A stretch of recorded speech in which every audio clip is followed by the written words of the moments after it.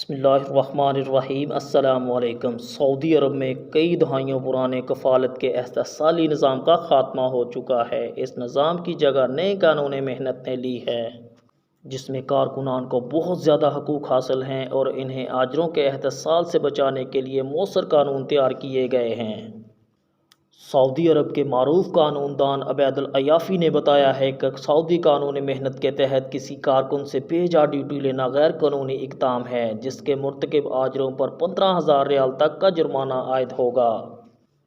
News کے مطابق عبید العیافی نے آجروں کو خبردار کیا ہے کہ وہ کسی بھی کارکن سے غیر قانونی ڈیوٹی لینے کا خطرہ مول نہ لیں۔ ایسا کرنے پر 15,000 ریال تک کا جرمانہ ہوگا۔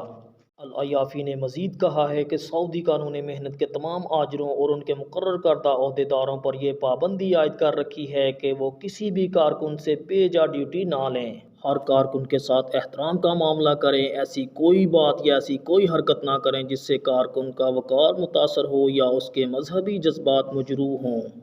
العیافی نے مزید توجہ دلائی ہے کہ کسی بھی کارکن سے زبردستی کوئی کام یا کوئی خدمت نہیں لی جا سکتی۔ کسی بھی کارکن سے ایسا کوئی کام نہیں لیا جا سکتا جو ملازمت کے معاہدے میں مذکور نہ ہو۔